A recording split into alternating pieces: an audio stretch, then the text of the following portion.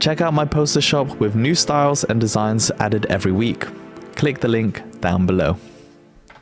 Sup Team KBA, One Tech Traveler here. Now today I want to share my very honest and long-term video review of the Rode Wireless Go mic. This is the first generation. They've released the second generation not long ago, but a lot of the core features and experiences of what I got from the original carries over to the two and also addresses and adds new features onto it. So I'll add that discussion into the mix in this. I do want to share my overall experience of what it's like using this, why I decided to buy one as part of my journey in the creator and relying on this as a professional tool to create on our channel, and also just what worked well, what didn't work well, and how it's been over that time. You can find my full written review on my website at onetechtraveler.com if you want to digest it at your leisure. And if you think that this could be a great tool in your creative kit, or you want to explore the other Rode mic alternatives and other stuff in the market, I'll put a range of products and links down below for you to check out. This is the Rode Wireless Go mic review. Tanjong Cave. Took the Grab taxi over and it's about 290k. Original site of Sirupun Temple. Hope you had a great time joining us, taking the Songtae. I'll see you in the next one, but until then, keep being awesome. Peace.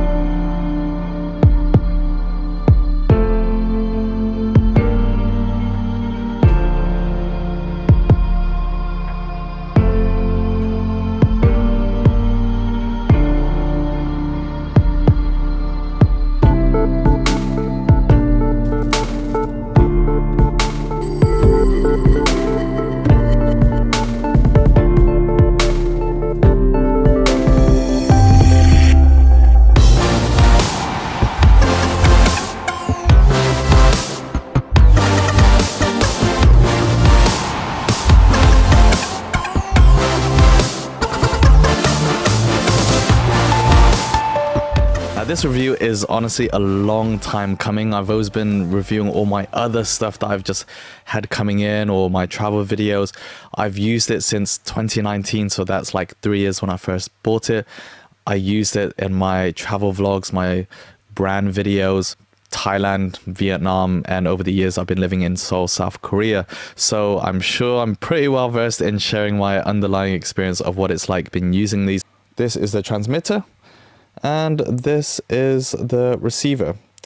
This one you can see has got a display on it. This one doesn't. This one here is what you'd put on a range of devices like a camera, your laptop, your mobile phone. And then this one is what you'd put on your talents or wherever you want to pick up that sound, thanks to the built-in clips on the back. Both of the devices of the Wireless Go have these clips, and also on the second generation. Very small, very compact, accessible as wireless mics to finally separate yourself from the camera. So for me at the time, it was great as a one-man band, and still a one-man band for my channel, where you want to create but you need to be in front of the camera. And having shotgun mics, always like having to twist it on the cold shoe or get additional accessories and having to always fiddle around with it. Just being able to attach this onto your talent. So if I show you, you can clip it like this, or you can sort of clip it the other way and have the clip sort of facing outwards. For me, that was a really big game changer. And I think at the time it was around $200, £180. For the price, I thought it was really reasonable. It's not the first wireless transmitter. There's been a host of them, but very bulky, very big, and not always the most attractive. And also price was a bit of a factor. So these were a lot more mainstream. On the receiver, built-in microphone, 3.5mm jack where you can connect a lavalier. So you can just use this as a wireless transmitter, clip it onto your trousers or put it in your pocket, and you can just have a little lav mic connected. So if you wanted something a bit smaller, it works with a variety of lavaliers, but Rode also has their own. We also have a USB-C port on the transmitter. One is to charge, and you also get a battery charge level or monitoring on the screen, and when it's paired together you can see the levels for both, but it's also to connect it to the PC, and you can use it as an alternative means if you want to connect it to your laptop and then record through that way. We have one functioning button on the head, and that's pretty much to power it on. We have another button to pair. First time you open out the box, you help to pair, and also if it just loses connection. And then we have a dB button, which gives you 3 different levels of the gain, so you can have it on low, medium and high, and that's just going to increase the sound gain from the microphone. Now there's one additional port, and that is for the actual cable to connect into the receiver. Rode generally don't provide additional cables that you might need for your setup. Make sure you check what's inside the box. It looks like this. 2 black cable protectors, or this part here with the headphone jack. That is to connect the transmitter to your camera. If you want to connect it to your mobile, you're going to need a different one. It's a TRS to TRS-SS, and that's one with a gray thread, and you can also tell by the different bandings on the cables. Black one has 2, the gray one has 3. That's the one that connects into your mobile phone if it has a headphone port. If your phone doesn't have a headphone port, then you need to buy an adapter, and one which kind of has like a DAC ability or converting, so not just any general. My phone is Samsung, but this is actually from Apple. It's the closest and the cheapest one that I can get, but you also have Samsung. Those are the 2 which I know that definitely work with Rode, so I'll put those links also down below. For what you need to connect to the camera, it does come inside the box. You do get a windshield cover for the inbuilt mic. It has clips, but honestly it's really rubbish. Always falls off and doesn't clip on well. The wind reducing effect can be useful, but honestly it's never reliable in staying on, so I just never use it, to be honest. Those are generally what comes inside the box, and you get a carrying case, which actually has worked very well. It's soft and it's quite compressed when you put the 2 transmitters together with the cable, but it does the job, and I've been using it ever since when I've traveled around, just because it served its purpose. I'll play a few clips of some of the videos that I've created for my travels or just my reviews, so that you can kind of see what it sounds like. This is my Shure SM7B. I guess you can use it as a reference. This is what the Rode Mic Go sounds like in different environments. One Take Traveler here in Seoul, South Korea. We're here in Dongdaemun History and Cultural Park because this week it's all about the Seoul Fashion Show. You see, everyone's really lively, all dressed up nice and fashionable. We can't go into the shows, but I want to take you around this atmosphere. If you are in Seoul, it's definitely a place to be. So I'm going to take you through my lens. So I've got a nice front garden here, and this is the entrance as we walked in. Carried all my heavy luggage around, but once you get in here, it's really nice. Now, one of the things that was surprising and memorable was upstairs here in the house, in the gardens, and that was actually for afternoon tea, complimentary every day, and they serve nice appetizers. Now, if you're looking for the perfect versatile cargo joggers to take with you for your everyday or working out, then I might have just found the perfect one. So I've used this very frequently in both exercising and everyday capacities for the last couple of weeks. And I have both the white camo and the black, and I find these to be like the perfect cargo joggers that I've been looking for.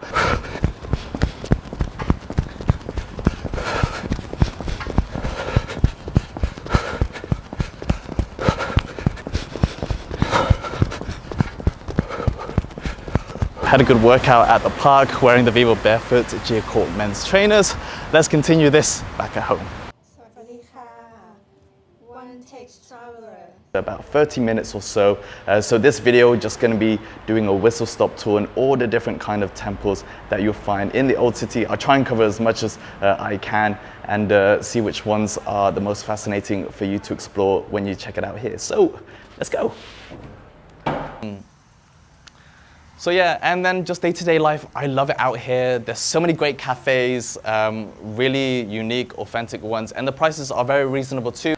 Whew, all full for my breakfast at Epis restaurant. I had a bit of a rest, and now it's coming towards the afternoon, and I am booked in at the Nang Spa, which is just behind me here, next to the Azure Beach Lounge, the private pool, and the beach behind, and got the next hour just to take a nice full body massage. That was unreal, absolutely amazing.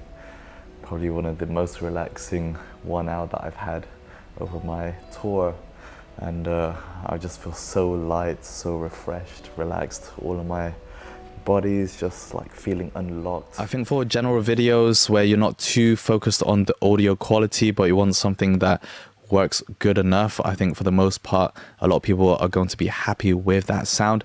It does have a proximity effect. So if you do have the Rode Interview Go, which is an extended handle and made better to bring it to you, or if you're doing interviews, that actually works really well, and the sound can be a lot more closer to what you hear in terms of the proximity, which could in turn help the audible sound of the Wireless Go.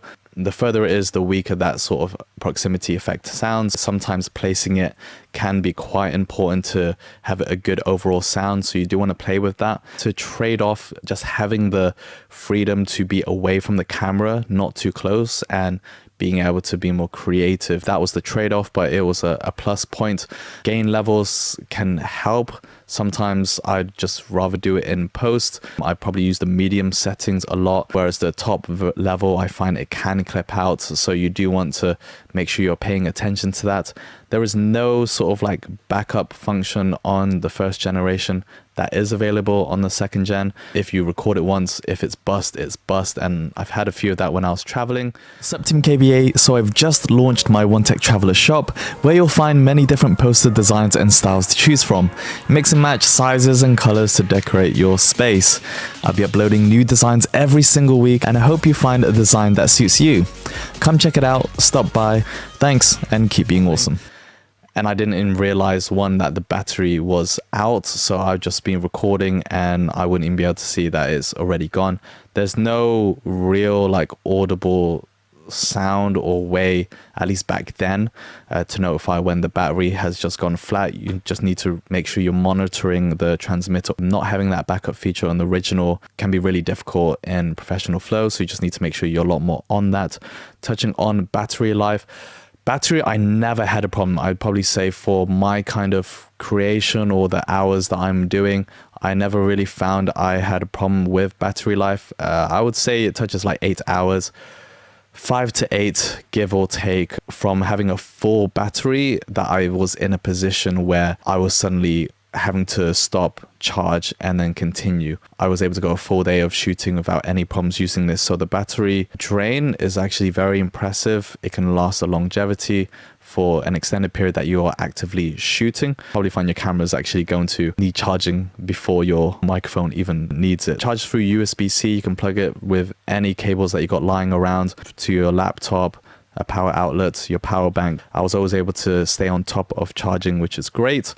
And in terms of connectivity, because again, I'm more controlled or indoors and not too far away from the camera, I didn't find any main intermittent issues. If you're outdoors, however, that can be a lot more noticeable, or it can happen.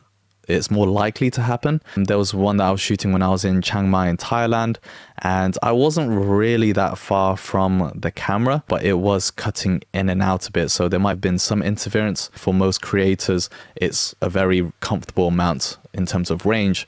If interference is coming in, that can also just affect the shakiness of that and the overall voice transmitting. A few rare exceptional cases when it was cutting off.